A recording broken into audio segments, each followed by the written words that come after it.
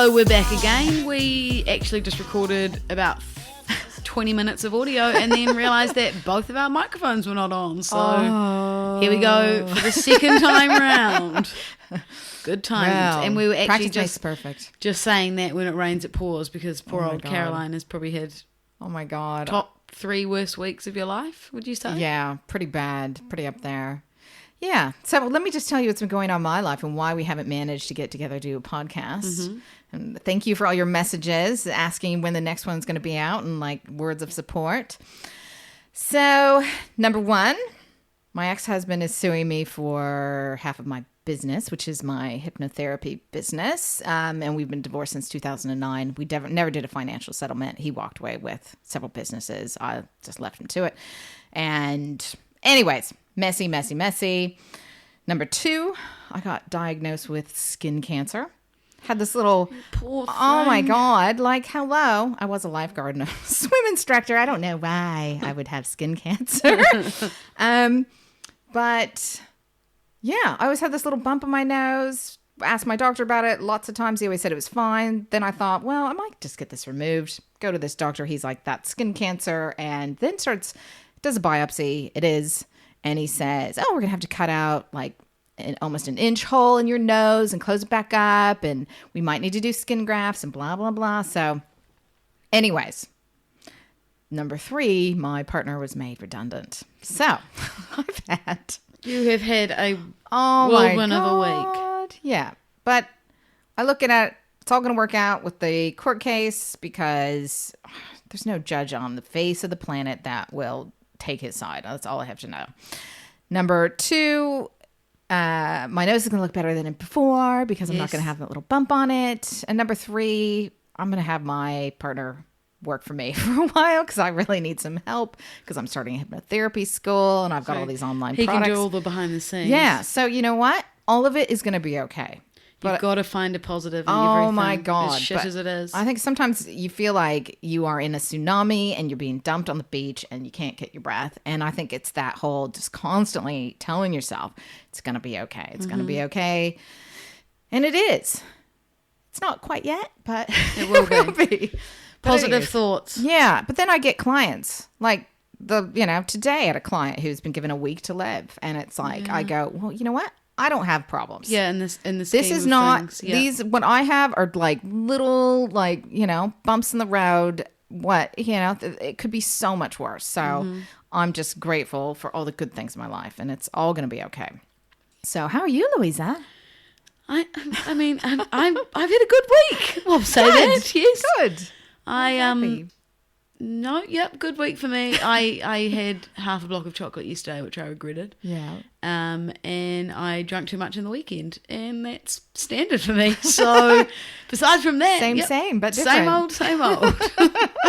Well, at least one of us is doing well. Well, I'm doing well too. But yeah, I think if you're going through some shit out there, just so you know, you're not the only one, and you've got to just try to reframe it to something positive, and it will get better. I think the universe takes away the shit that's not working or equals the equilibrium, however it is. And yeah. So, and everyone can be going through a shit time and not everyone can know what's going on. Yeah. So be kind to people. That's a good point. You don't know what the hell's going on. Exactly. People can put on a brave face. It's not always the case. Their world is ending inside. So yeah, be nice. Don't be a dick. Preach it, sister. On another really positive note, I'm now about to speak about breakups and getting dumped. So this actually happened a while ago, but a friend and I were reminiscing on it. Reminiscing, is that the right word? Remember that amazing time? Remember that one time I got dumped? No, and we were both just saying that you can sense it. It's like ESP. I did call that ESPN before, that's a sports channel in America. Yeah, no. Extrasensory perception. Yes. We all have it. You just get a vibe. It's like you just get this gut feeling and you just know that, not even just getting dumped or breakups, anything. You just know when something is happening, and you got to trust your gut. Totally. Anyway, so she, seeing this guy probably a couple months, was very serious very quickly. And he is like, let's go for a drink tonight. And she was like, would you really break up with someone in a bar? Probably not. And also the bar he picked was like quite a busy bar, not just like one that's a chilled, quiet, nice cubby hole. No, big open bar. Anyway, he goes there, they order a drink, and within their drinks arriving, he breaks up with her. And she's like, get out, just please leave. So then she's in this poor bar alone with a full drink, weeping. I was like, what kind of douchebag dumps someone at a bar? Like, at least go for a walk, or like in your room or his room, and then... Or I have rules around breakups. Yeah, and then... Or at a park or something. Yeah, here's what I think. My rules... Don't do it over text is also another one. Okay. I've had that happen to me. Like, that is just plain rude. I had an essay once, and I was like, could you not have said this to my face? I don't need a paragraph, a Word document, a sign-written essay with whatever that thing at university you have to, you know, the one I mean, at the end of the essay. What's it called? When you have to go to all the books and get it signed off. Oh, your references. References, that's the one. Yeah. I don't need a dumping text with references. He gave you references. No, he no. He may as well. I'm taking the piss. My rule is go to their house and do it there. Because then you can leave. Because I have dumped someone at my house, and literally the guy spent all night running around my house crying, writing me notes, begging, clawing me. And I mean, we'd been dating for like 2 months, and I'm just like, fuck, this is not making me regret my decision. You're being a stage 5 clinger now. I don't want to stay with you. But I had someone dump me after very, very, serious, only been together for a few months, but it was like, supposedly amazing, and he dumped me on my birthday as I was getting ready for the party. Yeah, look here. You should see Louisa's face right now. She's like, "What the fuck? Can't you lie and say you're sick, asshole? Like, at least wait till the day after. Tell me you have diarrhea and food poisoning, all right? And then the next day go, oh, I don't think it's going to work out. And for a woman, a birthday lasts a month. Oh, like if you're a princess, your birthday lasts a whole month. Yeah, I hate birthdays personally. I just don't. My birthday is right before Christmas, so it's always been like, here's we forgot your birthday. Sorry, or here's a gift for both. Get you a present? He did. He actually bought me a very nice watch that he dropped off in this butt ugly Swarovski necklace that I smashed with a hammer. It was very cathartic. And then I sold the watch. Oh, nice. Bit of a profit. Yeah, I sold it online, and I gave it to this woman whose husband who just died, the money. So that was and I gave her a whole bunch of free sessions because she was just a mess, but she had no money. And so kind. Yeah, so I thought, you're a good person. I am a good person. It's so nice. I thought, well, I'm not going to keep it. No. I could have given it back to him, but I thought, fuck you. Because I actually didn't even go to my party. I was such a mess. I was like, that is the worst breakup. Who does that? I ended up going to a bar with like 10 of my friends who all like looked at me really fucking with like pity in their eyes all night. You just got bright red eyes, looks like you're stoned. Oh. Yeah, I know. You're just in the corner weeping with a bottle. But then, he did me such a favor because now I'm with my partner who is amazing. And you know what I mean? So it does, like, even that, which was terribly dramatic, it all works out. So if some asshole dumps you in a bar or on your birthday, just know there's someone better coming. There's someone better coming. Oh, yeah. I got dumped on my favorite walk. Yeah. So there's a walk that I always do, and he dumped me, like, in a spot that I would always have to walk past. Oh. So I'd just be like, there's that spot where I was sitting in a car and got dumped. Oh. Well, here's my advice for getting over a breakup. I don't know if I've talked about this in the podcast before, but if you are having a hard time getting over someone, every time you think about them, imagine them with the worst case genital warts and herpes and pus and just like infection, maybe some elephantitis. They have never waxed or shaved or manscaped in any way. I've got the picture. And yeah, every time think about that. Genital diseases, STDs, smell, Donald Trump's head on top is superimposed theirs, or someone horrific, and you go, ugh, yuck. And then, yeah, it works. Getting dumped. I think I'll be trying that next time I get dumped. It's character building. It does getting dumped though. I think you're more empathetic. You're stronger. Fully think it is character building. I would love another dumping. Well, no, I'm kidding. I don't want another dumping. I'm done. Kidding. I would not either. But I agree. It is character building. It is. So when I was thinking of stories I could tell today, this is the one that popped into my head. And it is something that happened between two clients, or I guess, I don't know. I'll just tell you the story because it's crazy. So I used to have an office in a law firm, and it was lovely, and it was upstairs, and it was great. I got it when I first started my hypnotherapy business. And so people would come into the law firm. They'd just tell them they were there to see me. The receptionist would call me, and they would come upstairs to my office. So I had this woman who was lovely. She was like kind of in her 40s. She had a broken heart. She was gay, and she had been having a relationship with someone she worked with. And then the woman called it off. So she's having to still work with this woman, and she's kind of brokenhearted. And so we're kind of talking about her life, and she said, well, I think I'm a bit screwed up with relationships. I'm adopted.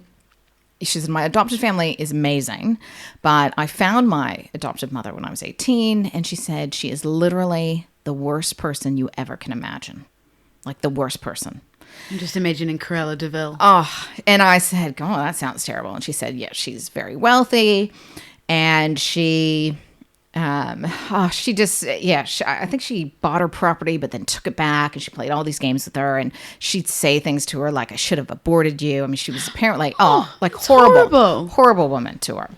But, we talked more about our relationship, and that wasn't it. And she was cool. I really liked her. So a year goes by. I'm sitting in my office. I get a phone call. The receptionist says, come down here now. And I can hear this woman yelling in the background. So I'm like, holy crap.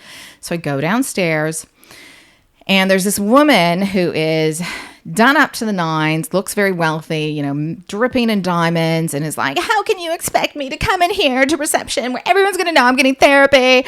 And isn't there a back entrance for high profile people? And she's like, having a conniption fit, yelling all of her crap out. And I was just like, come with me. More of a scene. Come with me. You're okay. Come with me. And I just like literally grabbed her by the wrist. I should have just marched her outside and said, go away, is what I should have done. So I bring her upstairs, and she's yelling the whole way. And I said, like, people are going to know you're getting therapy now. You're screaming. No, everyone just assumes you're there to see a lawyer. Yeah. It's a freaking law firm. So all you need to do is sit there, tell your name, and no one's going to know anything. And if she had called me, we had 2 other entrances that you could come in where no one would see you. And I have some high profile clients, so that's what I would do for them. Yeah. And it's just like, are you kidding me? Anyway, so she starts ranting and raving about, I don't even know what, like her neighbor has a dog and blah. And I remember thinking, this is the worst person I've ever met in my entire world, in my entire life. And I was like, this is that woman's mother. No. Yes. And I just knew it with every cell of my being that this was her mother. And so she's like ranting about this, ranting about that. And her husband didn't leave her enough money. I mean, she only has like $20 million. Who can live on $20 million? She wasn't high profile at all. She was rich, but she wasn't high profile. And I said, oh, well, do you have children? She says, no, I don't have children. And I'm thinking, okay. And I'm like, I know. They didn't even look alike, though. Like, this woman was very blonde and petite. This other woman was a tall brunette. Yeah, they were worlds apart, but because I kept thinking, this is the worst person I've ever met in my life. And I've met a lot of people. And so I just, she's ranting about something else. And I said, what about your daughter? And I don't know. And I'm going, this is a punt I'm taking, right? This is a risk. And she's like, what did you say to me? And I said, I don't know. I just have this feeling that you have a daughter. And she's like, why the fuck would you say that to me? And I was like, I told you I don't have children. And I said, and I was like, oh God, why did I say that? I'm obviously totally wrong. Oh, no. And I said, I'm sorry. Just sometimes I get weird feelings about stuff and I'll say it, but that I'm totally wrong. And she's like, you're wrong. And then so she keeps ranting. And then about 5 minutes later, she goes, how did you know that? You're some kind of witch. And I was like, no, I'm not a witch. I'm really... and I'm literally like going, how can I get this woman out of my office? I just want her out. I don't like, her energy was horrific. Yeah. And I said, I don't know. And I didn't want to say, well, your daughter came to me a year ago and told me that her mother was the worst person in the world. And that's how I knew it was you, because you're really the most awful person I've ever met. And so, Yeah. And then she starts going, oh, well, she's a fucking dyke. And, I should have aborted her. I mean, she said these and I was just like, and I remember just thinking, You are the worst person in the world. I just want you out. I just want you out. And yeah. And I was just like, well, I don't know what to tell you. I think, I'm just a hypnotherapist. So this might be a bit above my pay grade. She's like, oh, I could tell you're useless anyways. No. And I said, you need to go. And she's like, well, I'm not paying for this session. No. And it was like, I didn't want to fight with her. I thought, this is a woman who'd probably try to report me to the Counselors Association. Tell the media or something. Oh my, I just wanted her out. And so I got her out, her basically yelling the whole way out. A nightmare. The receptionist was like, I was waiting for that she said she was literally standing on the stairs trying to listen because she thought that the woman was going to get violent with me. And she was like, had the phone in her hand to call ready the police. To call the cops. And crazy story. But she was the most awful, horrific person. But it was. What are the chances that you knew though? Oh my God. When you know, you know. When you know, you know. I just knew. I clicked that was her mother. And thank God that she had put her up for adoption, because I think that she would have ruined her if she had actually raised her, because she wouldn't be the person she was today. No. She made Mommy Dearest look like Mother Teresa. I mean, I am not even kidding you. Oh my God. But yeah, just what are the odds of getting one client and then getting the other and then recognizing who they are, because they didn't have the same names or anything, nothing. It was bizarre.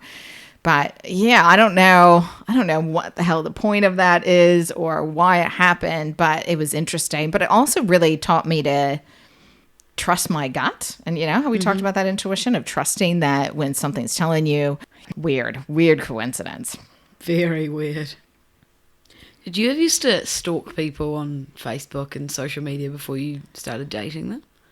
Oh my God. I basically could be a PI. You're an FBI agent. Oh yeah. I always say that I should have been an FBI agent. I've got family in the FBI, and it's kind of, I miss my calling a little bit, but yes, I did. So you just find out everything about them? Oh, I would find out everything, search so far into the internet, it's not even funny. And it's amazing what you can find if you follow the trail. And then you can use that information to be like, I'm really interested in this or that. I mean, I did that when I was younger. And they'd be like, oh my God, you're into deep sea kingfishing as well? I might be like, yeah. And what about this and the tide? And no, fucking nothing about it. Never done it. But yeah. You're like, I'm really into surfing. I go out every morning. That's like the other day, the Block NZ teams have just been announced. Oh, yeah? And me and one of my friends were like, oh, the two guys are quite hot. Yeah. So just went on this full FBI agent stalk. Couldn't find them anywhere. Then we were going through Facebook comments on the Block page, being like, what are their names? Eventually yesterday she sends me a screenshot on Snapchat and she's like, got them. Found their last names. Amazing. And then she was like, it's a screenshot of both their Instagrams. She's like, damn it, private. But it's the internet. It's amazing what you can find. I would hate to think what would happen if you Google my name. I'm going to do it right now. Well, you've never Googled your name? Well, I mean, clearly I have. But I haven't in a while. Louise. What I find interesting is there's hardly any other Caroline Cranshaws out there. There's only one or two. Okay, the top things that come up when you Google my name. Your name's unusual too. Shit got loose on a Friday night when Lee Hart drunk out of Louisa's shoe. When Louisa drunk out of Lee Hart's shoe. Oh, that's what comes up. Yep.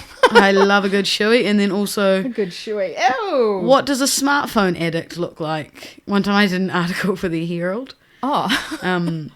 About being addicted to your smartphone. And they made me download an app that would say how long you'd been on your phone. Oh, no. It was probably 60 hours of 24. Oh. No. And then I basically sleep with my phone in my hand. I'm not even kidding you. I literally wake up and I'm have it in my hand because I'm always reading or looking something up or I'm the exact same. And I'll always be first to reply to something. I'm just like, no, there it is, my phone. Boom, light up. I want to get an Apple Watch, and then I'm like, that's a terrible idea because then it's on my wrist and I'll know 24/7 what's going on. Yeah, I think what's going to happen, our brains have not evolved to deal with this amount of information and technology, and it's actually very scary. But I found that I started dating this guy. And I think, within first date, I researched and I found out that he had lied about having some like war hero medal. Like he had been in the military and he had like gotten someone else's medal that you only get if you're, like a Purple Heart or some bullshit like that. And so he had worn one to some military event and people were like, you haven't gotten that. What are you talking about? And so it caused this cascade of events of like, apparently it's like a crime or something. Well, and you found this out through Facebook stalking him? Or Google searching him? Google searching. And and it wasn't like right at the top. It was, a bit through. For it. And I really didn't hunt him out that much. Well, because I think I was dating like 3 guys at the time. So and he was like kind of low on the list. But it was crazy. Like his life had been kind of ruined by this. Did you bring the medal up with him? Yeah, I did actually. Yeah. And then I very say? quickly dumped him. And he ended up stalking me. He was a cuckoo for Cocoa Puffs. But anyways, is it a good idea? I think it's a good idea to stalk people. But I mean, who knows? Maybe I think you've got to have a browse of their social media. Yeah, because people are weird. There's some weird people out there. Yeah. That do And some social crazy- media, well, now to be fair, social media can be very misleading. You can get the wrong idea about someone. Yeah, it's true. I don't know. I think it's kind of a... But a good browse just to see what kind of thing, if they've got battler captions on their Instagrams or... What? Oh, battler, like... Oh, how do I explain that word? Like, lame or cringe yeah, captions, totally. Like, me and the lads out surfing, what a day on the waves, hashtag fit, hashtag wave, hashtag dude. Instantly you'd be like, no, red Really? cross, no, thank you. Well, I'd be more like if they had something about Trump or some conservative politics, then I'd be like, you should die. Yeah, or a boy who would Instagram food. Like, no, it's a girl thing. Oh, Don't do that. Oh, I dated a guy, the same guy who dumped me actually on my birthday. Who used to dare he? literally, he was obsessed with, he was a fitness model, so he looked pretty good. But he would, you'd get the whole rundown of his whole meal plans for the day, meal prep, and what his macros were, and his exact workout. And it was just like, oh, thank God he was pretty, because oh my God, I just wanted to fucking poke my own eyes out. So thank God he dumped me. Could not deal with that shit every day. It was more the blow to the ego. But really, when I look back now, I just go, oh, you fucking thick bastard. Blessing in disguise. And he had this thing where he'd whistle through his front teeth. He'd be like, I can't even do it. But he'd make this whistling noise. It drove me insane. So, thank God. Stalk people. You never know what you might find. Now, this podcast is a wee bit shorter than usual because, like I said at the beginning, we mucked things up and the microphones weren't rolling for about 20 minutes. So then we had to go back and repeat everything that we'd already said and heard from each other. Yeah. Technology. You can't bloody win. No, you can't. So we're going to do another one in a few days. Mm-hmm. So there'll be something way cooler and better. And this is just random shit that we're talking out of our ass, basically. Yeah. This one wasn't great. This is not our best work. So don't judge us. And what other tips can I give? I can't think of anything Don't right drink now. too much. Don't take candy from strangers. If you want someone to find you attractive, tilt your head when you talk to them. Tilt your head Oh, really? to the left or the right. Next time you see me, I'm just like, head on my shoulders. Hello there, men. Yeah, because people perceive you as more attractive because you're actually exposing a bit of your carotid artery. Oh, yeah. And so they find you more trustworthy. And they actually rate people that have their heads straight up and down as less attractive, especially men. So you got to tilt your head, smile, shoulders back, tits out. Yeah, no. Okay, head tilted. Got it. Good tip. Yeah, bit of a tip. And we'll be back very soon.